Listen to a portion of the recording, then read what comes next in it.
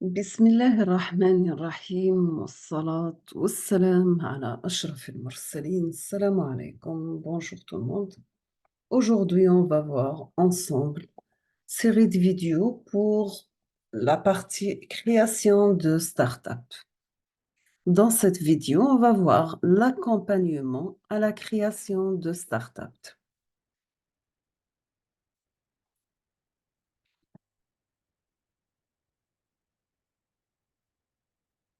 Donc,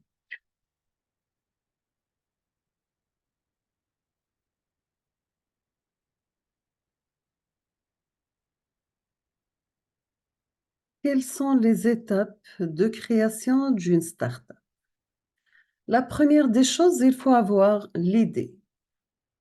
Deuxièmement, on passe étude de marché.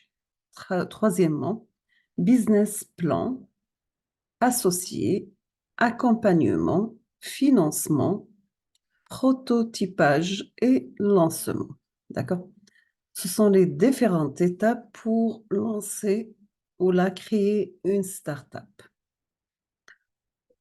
Donc, on a dit que on doit avoir une idée. Après l'idée, on va passer aux études de marché.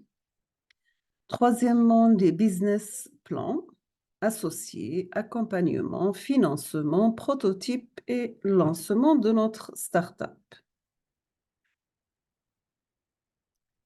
Sachant que l'accompagnement à la création de start-up permet à un entrepreneur d'être encadré et conseillé tout au long de la mise en place de son projet. Le but de l'accompagnement, c'est ne pas rester isolé, se former aux techniques de l'entrepreneuriat, se faire conseiller par des experts et trouver un environnement de travail mutualisé.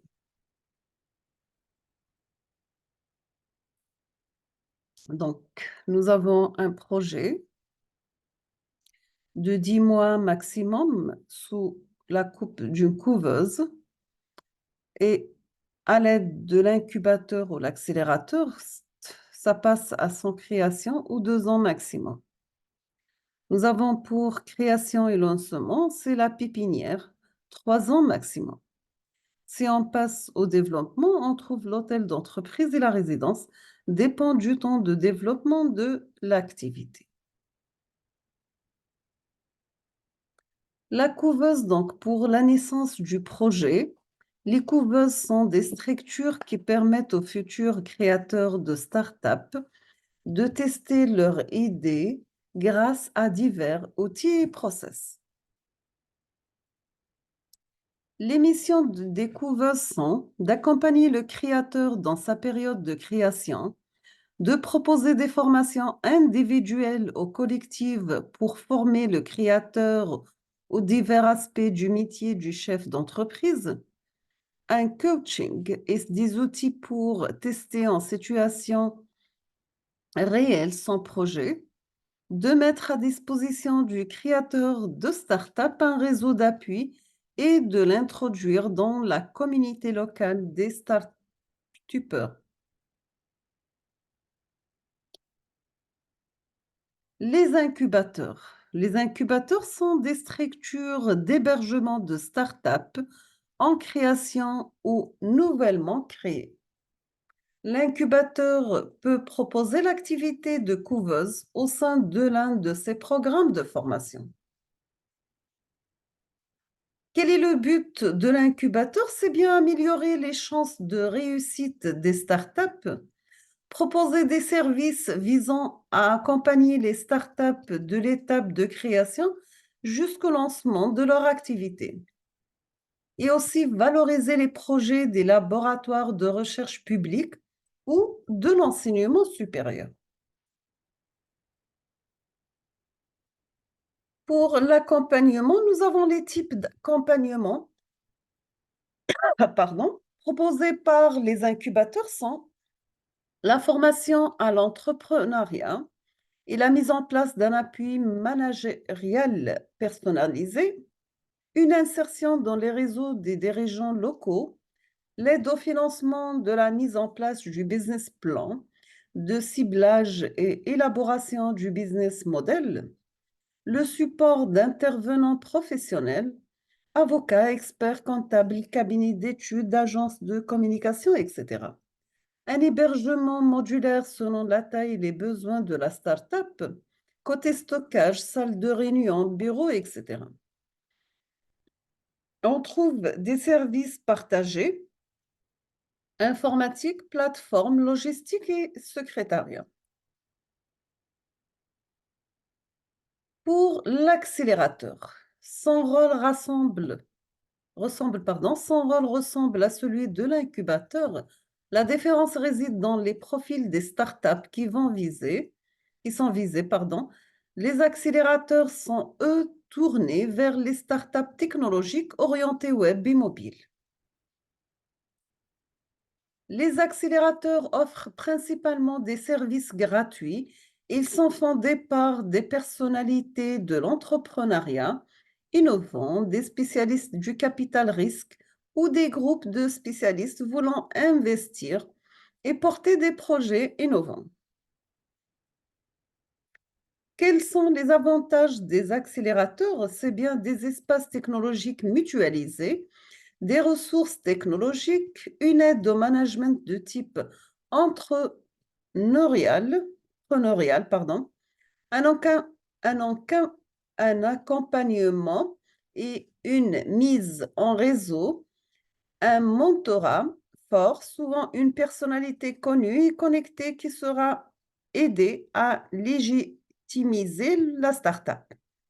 Et aussi, on trouve des modules de formation. La pépinière, donc c'est une structure d'accueil d'hébergement. À la différence des incubateurs et des accélérateurs, elle héberge plutôt des sociétés en phase de développement qui ont dépassé les étapes de projet, de création et de lancement. En Algérie, plusieurs organisations publiques ont pour principale mission d'accompagner les jeunes entrepreneurs dans la création de leur start-up. Cette aide varie selon les organisations et touche l'aide financière, la protection intellectuelle, l'aide technique, juridique, administrative et managérielle. On trouve l'Agence nationale du développement de la petite et moyenne entreprise. C'est une agence nationale à pour but non lucratif, aide les entreprises dans leur étape d'évolution depuis la création jusqu'au développement des activités. Et elle aide au développement et au soutien des stratégies d'exportation et d'internationalisation. On trouve aussi l'Institut national algérien de la propriété intellectuelle. Il permet de protéger des entreprises algériennes contre l'espionnage industriel et contre la contrefaçon. Elle permet aux entreprises de breveter leur innovation grâce aux droits de la propriété intellectuelle. Les chambres de commerce, d'industrie et de l'artisanat, elles aident financièrement les entreprises dans les opérations d'intégration de nouveaux marchés, même extérieurs. Elles mettent à la disposition des entreprises des consultants pour appuyer les managers dans l'intégration du process d'innovation. L'Agence nationale du développement des investissements, elle contribuait dans la valorisation du système national de l'innovation en Algérie dans le cadre du soutien et de l'appui financier. Elle promet les entreprises qui installent des incubateurs à la nouvelle ville de Sidi Abdallah, cyberparc algérien entièrement dédié à la valorisation de l'innovation. On trouve aussi l'Agence nationale de valorisation de la recherche et de développement technologique, qui a pour mission de valoriser la recherche scientifique et le développement technologique. Elle dispose d'incubateurs et de pépinières destinés à domicilier les startups durant les 2 années qui suivent leur création. Elle aide les porteurs de projets à la formation de leur plan d'affaires, business plan, et aux différentes étapes de création des startups innovantes. Donc, toujours un projet innovant pour la création de startups passe par en vedette le fonds d'amorçage, expertise, accompagnement et montage financier, et faisabilité, protection intellectuelle et business plan. Nous sommes arrivés à la fin de cette vidéo. Je vous remercie infiniment pour votre attention et à la prochaine vidéo, Inch'Allah. Merci.